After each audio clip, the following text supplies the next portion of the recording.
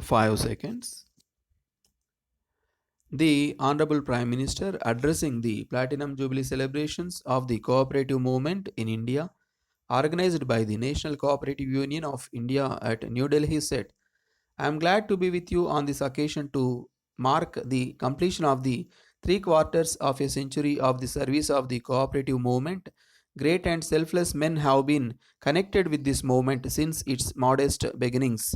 It has grown to impressive size of 3.5 lakh societies with a membership of 100 million is no small achievement. There are different forms of cooperatives and not all of them involve or affect their members in the same way. In urban area, a cooperative store is one of many outlets open to a citizen for needs. This complex has been named after my father and he was a staunch believer in the cooperative movement.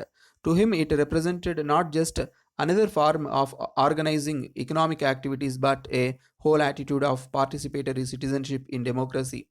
In his words, the whole concept of a national stage and national freedom rests on the cooperative endeavor of individuals who live in the state to maintain its freedom and achieve its prosperity. He strongly believed that cooperative could mitigate the private sector's greed and exploitativeness and the public sector's carelessness and bureaucratism.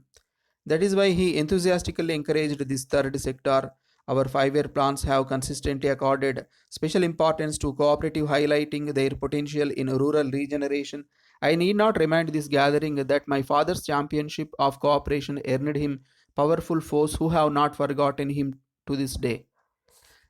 Although many still believe that profits is a divine right, even ostensibly capitalist nations have a large proportion of economic activity in the state or cooperative sector. The role of the cooperatives in American and Japanese agriculture is well known.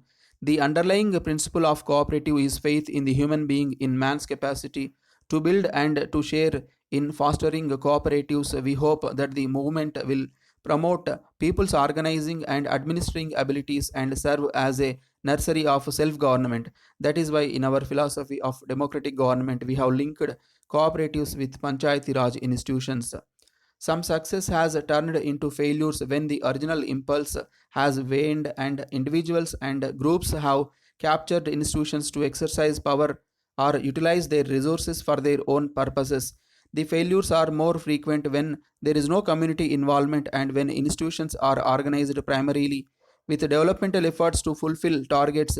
The lack of managerial ability, members, and the tendency to function in cliques and factions have been the principal reasons for our cooperatives not working as well as they should.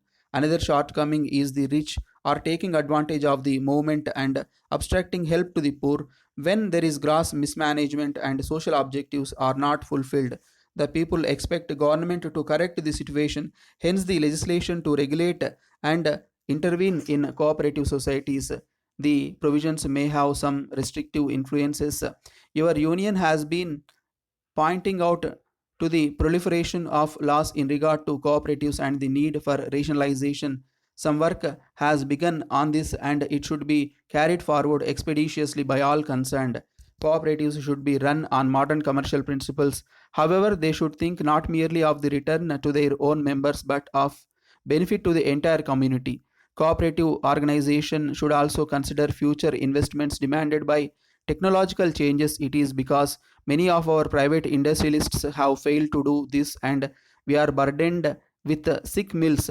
The prospects of successful cooperation, which have turned themselves into grossly stupid commercial enterprises, is a depressing one. At the same time, many cooperatives have established schools and colleges which have benefited the larger community. Cooperatives should become disseminators of managerial and technological talent.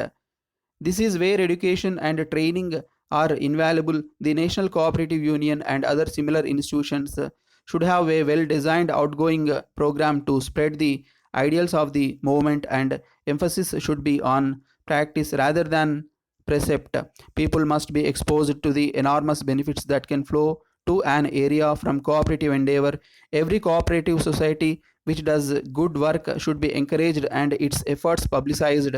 Leaders of the cooperative movement should be trained not to be static or power centered. They must make a conscious effort to involve the weaker sections like the dispersal of technology and organizational skill, continuous transfer of power should the aim of the cooperative movement.